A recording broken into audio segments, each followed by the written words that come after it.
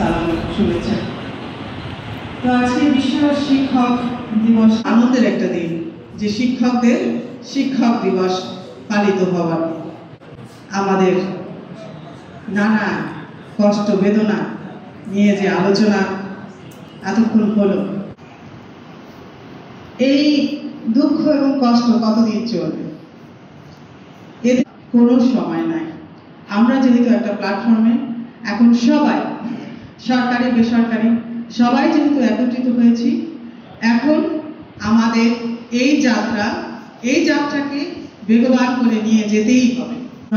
আমরা এই মঞ্চ থেকে আরো আমাদের গতি বেগবান করব এবং আমাদের দাবি সকল ফিরে আসবো। তো সকলকে ধন্যবাদ জানিয়ে সকলের সুস্বাস্থ্য কামনা করে আমি আমার বক্তব্য শেষ করছি। ধন্যবাদ সকলকে। ধন্যবাদ ম্যাডামকে।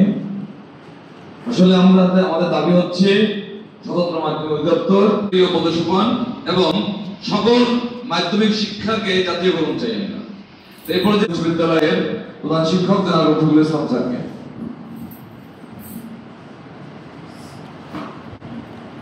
বিসমিল্লাহির রহমানির রহিম। আজকের এই মহৎ সভার সম্মানিত সভাপতি উপস্থিত আছেন, বেসরকারি মাধ্যমিক বিদ্যালয় যারা আছেন খুবই আশায় আছেন যে কোনো মুহূর্তে ওনাদের বিদ্যালয় কি হবে, জাতীয়করণ হবে এবং সবাই আমরা একই ধরনের শিক্ষা ব্যবস্থার মধ্যে চলে আসবো, আমরা সকল শিক্ষক এক হব। আর সেখানে বর্তমানে দেখছি কি একজন অনার্স মাস্টার্স করা একজন শিক্ষক যিনি এনটিএসসির মাধ্যমে নিয়োগপ্রাপ্ত হয়েছেন, বাড়ি কোথায় রংপুর, গাইবান্ধা অথবা ঠাকুরগাঁও, চাকরি করছেন দিনাজপুর, কাউখালী, ভান্ডারিয়া, মঠবাড়িয়া, দূর দূরান্তে। বাড়ি ভাড়া কত আমরা সবাই জানি এবং ওনার বেতন কত তাও জানি, 12,500 টাকা। অথচ আমার বাসায় যে কাজের বুয়া কাজ করে ও 3 বাসায় কাজ করে 15,000 টাকা বেতন পায়। এরপর সন্ধ্যার পর ইচ্ছা মতো স্বাধীন মতো ঘুরে বেড়ায়। দপ্তর হলে এই সেবার গতি অনেক বেড়ে যাবে।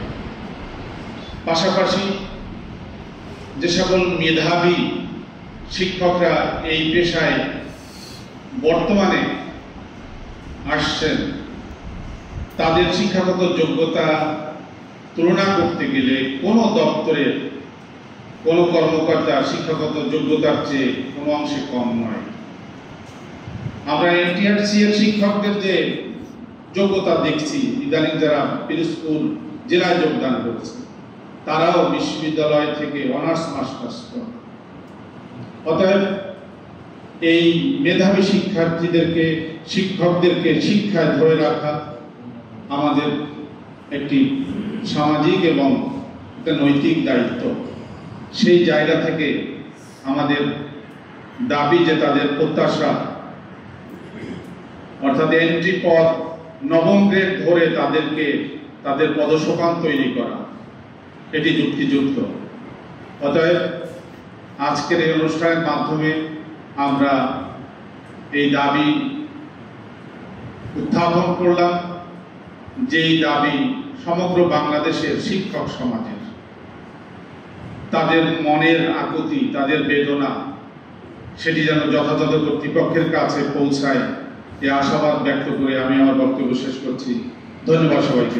এই সময় আজকের দিনে সমগ্র বাংলাদেশের 64 জেলায় একই অনুষ্ঠান চলছে বা চলমান আছে। প্রথম যে সর্বোপরি আমাদের দাবি যে আমাদের আলাদা অধিদপ্তর। আমরা কোনো বর্গা চাষি সরকারি জমি বা ধারা করা জায়গায় বসবাস করতে চাই না। আমাদের দরকার কমলা সম্পত্তি। যদি কমলা রেজিস্ট্রিকৃত আমাদের সম্পদ হয়, আমরা আমাদের সেই কাজগুলো যে ফসল ফলাই না কেন সেটা সহজে ফলাতে পারব।